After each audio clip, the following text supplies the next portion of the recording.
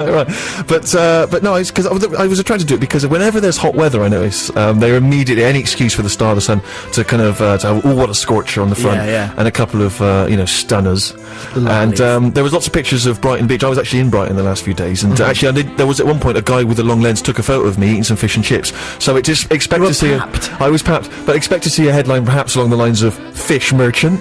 or some such, arbitrary kind of, I was eating fish and chips. His name's Steve Merchant. Well, fish merchant, clearly. That is brilliant.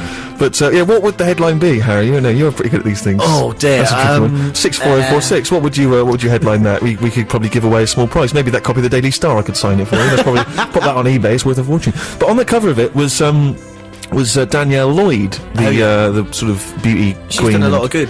She has. But I've noticed her of late. She's popped up on the cover of a number of different magazines, and she's been on some of the lads' mags, and she's been on a lot of the fronts of the papers. Whereas her kind of racist cohorts in the whole Big Brother thing, Jade Goody, patrol woman Jade Goody, and the other one from S Club, I noticed they featured not so heavily. And I think the lesson to be learned is if you're attractive. Yeah, you can pretty much get away with it. You can get away with murder. Apparently, somehow, because she's an attractive lady, we like putting her on the cover of magazines. The nation has forgiven her. Yeah, whereas vile Jade. Exactly. Yeah. Oh, she's awful. Big magnetic slapper. Yeah, exactly. But curvy Danielle. Exactly. Yeah. 21. Yeah, exactly. We can't believe our luck. Yeah, slappers fit on the cover of a magazine. She served her time. She's done her penance, but which is apparently seems to be not being able to go out with Teddy Sheringham. Ooh, boo-hoo! Ooh, I've slammed Sheringham. Let me just add to the list. We've had Tourette, we've had heir to the throne Prince William, and now Sheringham. Yeah, I'm going to see any. I don't think I was slagging off JC, but I certainly made a couple of unnecessary comments, which I'm going to take back right now. I apologise. What were we talking about? We had the Sun, and one of the things that frustrated me because I suppose it's inevitable, but as soon as the Sun comes out in England, I'm slightly embarrassed by the fact that we all flock outdoors instantly. Yeah. We can't wait, straight off. Shirts, etc., ties, trousers, straight out. Any patch of grass covered by a pasty white Englishman.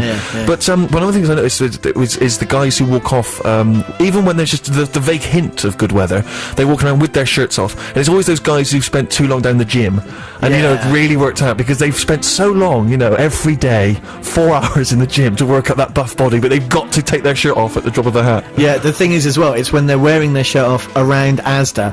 They're walking around a supermarket, looking at the freezer. There's no need to walk around a supermarket without the clothes on. As you've discovered to your own cost. Well, yes.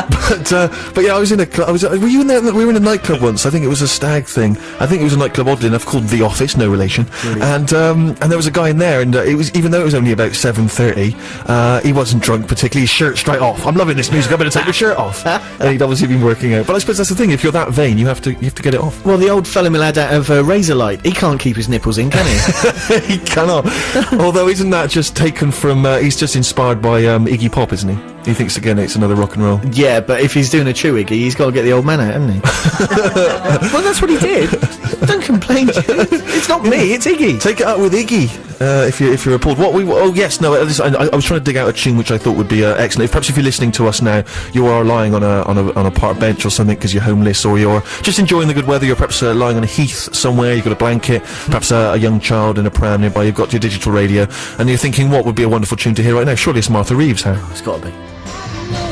6 Music. It was the year the Berlin Wall came down. And one engineer has literally started hammering into the Berlin Wall. The year The Simpsons entered the world. No! And the year that Madonna did some very naughty things in her video for Like a Prayer.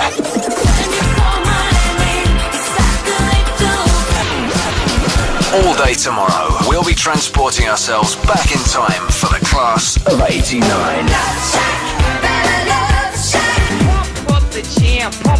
Every hour, we'll be pitting 2 classic albums from 1989 against each other and asking you to decide which tracks get played. From Manchester buggies and bowl cut nostalgia to late 80s dance.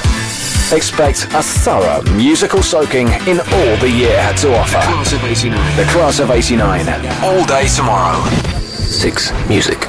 Well, 89 sounded like a good year there, It didn't it? must have been amazing. Oh, it was great days. I can't believe I missed it. Yeah. I don't know what I was doing that year. Maybe next time. But did you another little clip there of the guy reporting on the Berlin Wall coming down, which was one of the. You expected to be kind of somehow really powerful and punchy, but it just Yeah. sounded like a man there is taking a hammer to the Berlin Wall. It's one of those things. It takes longer than you expect. It does, doesn't It's not like on the Jim Will Fix It where the kid gets to hit the plunger and the big tower, Exactly, the big yeah. chimney comes down. They just took it apart. He's taking the sledgehammer now. He swings it. Makes very little indentation. You have to go, this is going to take him a couple hours.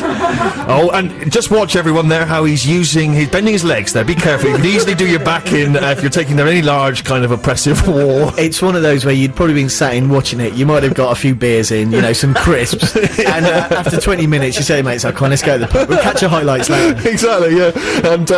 And of course that's the problem. You come back, it's just rubble. I can't believe we missed the best bit. I don't believe it. But I remember watching when Mandela came out of prison, and it was Mandela coming out any minute now, and I was sat there. It was interminable because it was just watching some prison gates for ages. Because I assume there was a bit of admin you had to do in there. I've seen a lot of those prison films, and they've always got to march them, with their clothes from the cell. Yeah. They've got to give them back their watch and everything. It's all in plastic bags. And he's obviously got, presumably that a lot of that stuff's quite unfashionable now because he went in there in the sort of 60s. So I don't know if he's had to. They've probably thought about giving him a new suit to because he's coming out. He's got all the world's precedent, so he probably had a while kind of Trini and Susanna style coming up with what he's going to wear. But I was sat for ages watching. It was so dull. I think I just switched over to probably Kilroy. Well, this is the thing, isn't it, now with sort of our news, it's happening more and more, because the guys who came back from Iran last week, it was wall-to-wall coverage, and here's the plane in the distance coming in with them on it, they've got off it, they're going back on the plane, here's the plane taking off again, nothing else in the world is happening, we're just going to follow this, and some poor sod's got to do the commentary for the whole thing, and it's got to talk constantly. At one point, they were in a helicopter, and I just heard it was just on News 24. It just had a shot of the helicopter, and it said the helicopter taxiing. Yes, helicopters do taxi. They do taxi people. It was extraordinary. It's so dull. It's just a chance to show off your knowledge about everything. But we've got an expert in now. You're an expert on runway tarmac. How's the tarmac going to feel at the moment? Well, I mean, it's the pressure of the aeroplane on top of it will be quite substantial, I imagine. Thanks very much indeed. It's so boring because it's that thing whenever they have a news, like if a bomb or something goes off in a street, and there's just endless shots of kind of police cordons. The cameras can't get anywhere near to the actual thing, and all they do is they think it's news now just to interview punters. Yeah. Well, you were in the area. Yeah. I was just getting a newspaper. Did you see anything? Oh, I didn't really know. I mean, but there's a lot of noise. There was a lot of noise. Apparently. What do you think? Oh, it's terrible. Yeah, it's always opinion. People on the scene think it's terrible. Yeah. What do you think? And that's the thing with the ITV news. I notice now it's sort of in an effort to kind of pad out the news, which isn't news. It'll be things like Richard Branson's thinking of flying airplanes, into space. He's Virgin Galactic. We went on the street to find out if you'd do it. And it's just some kind of woman in Elephant and Castle going, "No, I don't think I wouldn't be the first person up there." Because, you don't even know, do you, at that stage, whether it would be safe or not. It's like, you're never going to have the £4 million needed to go on a space shuttle, woman. Anyway, listen, we haven't got time for that, because we haven't got time to discuss such stuff. Because you, Harry, have brought in a track, of course, the first of many, I'm sure, that you'll be playing for us today. What have you got? Absolutely, Steve. Well, there's a lot of hilarity in the studio at the moment. I imagine people listening are having a right good laugh. They're enjoying themselves. But I'm going to bring the mood down a little bit now. It was my birthday yesterday, and I was looking around for birthday-related songs. A lot of them are very happy, very joyous. Happy Birthday being the classic. This one is by a band called Animals That Swim, who are the third best thing to ever come out of Shepherd's Bush. The best thing is QPR, the second best thing is Steptoe and Son. So it's not really a level playing field. Yeah, they're probably the best band. It's quite a morose ditty. It's called 7 Days. We'll talk about it a bit later. Animals That Swim, 7 Days, the first choice of Harry. There's been a lot of dissent, I should say. Dissension? Is that a real word? No. I don't think so. Who cares? We can very much... Shakespeare made up words, alright? He didn't win, I don't think he won any BAFTAs. So I think if anyone's allowed to make up words, it's Mr. S.J. Merchant. That was Harry's choice, and Jude, the producer, hated it. Harry loved it. It's his birthday, so we're going to let him play it, and let's just hope his choice is later. I better. We'll have the news now, and then we'll be back with some electronic, and also Vic Sharma, our web guru. Bernard Sumner and Johnny Marr, of course, and their guys is electronic with Get the Message from 1991. Now then, regular listeners will have enjoyed him in the past. I enjoy him on a regular basis in the privacy of my own home or at the local time out from sharing his newborn child's first ever Easter. He's obviously felt that the Steve Show was more significant than spending time with his child, newly born. At Easter, please welcome, and it's Harry, I'm afraid, who's the only person who can provide that Steve Wright-style round of applause, Mr. Vic Sharma. Okay, Jude, yeah, you as well. Although you're not, sadly, considered on-air talent, Jude, although, of course, there's a lot of talent in you going on behind the scenes that we perhaps don't appreciate on air. But let's just give a round of applause in the Steve Wright-style to Jude, who's there doing things, pressing buttons and so on. But anyway, we've confused the issue now because we were actually welcoming Vic Sharma, so let's give him a Steve Wright-style. Okay, we get the point, Vic, nice to see you. How's it going, man? It's going alright, mate. Thanks very much. You enjoying the good weather?